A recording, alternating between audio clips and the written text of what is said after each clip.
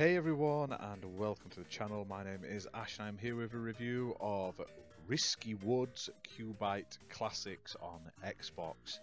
Now this was released on the 13th of July 2023, developed by Pico Interactive and published by QUByte Interactive, who were kind enough to send us a copy for this video review.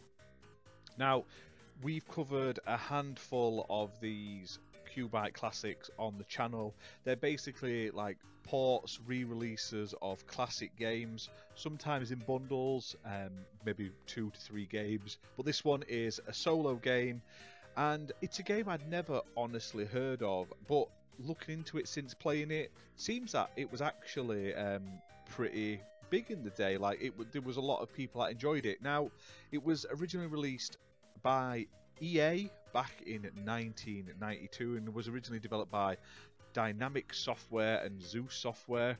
It was released on Amiga, Atari, MS-DOS and the Sega Genesis / Mega Drive. And it's a sort of side-scrolling action platformer game in which you play as a guy called Rohan, and basically he ventures into the risky woods to save the ancient monks who've been frozen in stone by the big bad guy Draxos and all of his like henchmen.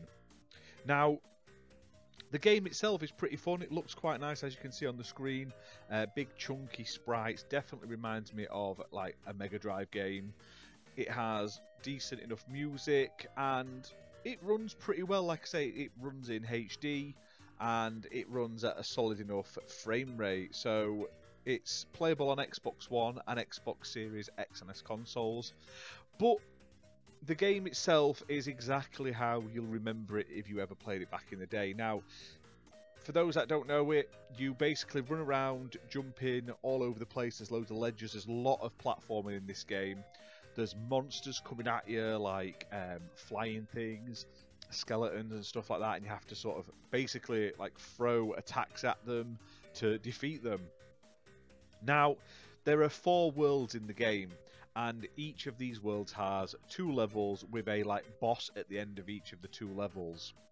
Now these worlds are Hanging Gardens, Mountain Pass, Hidden World and Catacombs, and it's a really fun little game. I've really enjoyed it. It's a bit difficult, especially with the amount of jumping and the amount of enemies that basically come at you all the time. Now, when you defeat these enemies, they do drop like coins. I thought they were CDs at first, but apparently they're coins. And at the end of each level, you get to spend them in a shop. And you start off with like throwing knives, and you can upgrade these for like an axe, a boomerang, fireballs, and stuff like that. And you can upgrade these weapons to make them even more powerful as you play. Now, basically, to complete a level, you have to run around defeating enemies and free all of the monks. Now, there's good monks and there's bad monks. Obviously, you don't know which is which, but if you free a bad monk, you then have to defeat them as well. So it adds a little bit to the game. I do quite like it. It's fun, it's different, a little tricky at times, but I quite enjoyed it. Now, it is only single player, and it isn't the longest of games. It's only long because of the amount of difficulty in it. Once you've played it a few times and you've memorised where all the sort of stone like people are, you'll have no problem at all.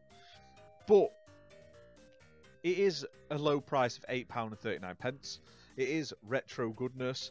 I do wish there was more included in it. I wish they'd added some, maybe multiple ports, like multiple versions of the game would be nice. So like you could play the Genesis, the MS-DOS version, the Amiga version and stuff like that. Maybe a gallery with like artwork and stuff like that would be nice, just to give it a little bit more than just a basic port. But overall, like, I can't complain about the game itself. It does the job. It's playable and stuff like that. It looks nice. They've done a good job of, like I say, making it run on modern consoles. I mean, what more can you ask for, really? It's good. Won't be for everyone. It's definitely for retro fans. So check this out if you are a retro lover like myself, and I look forward to seeing what QUByte Classic is released next.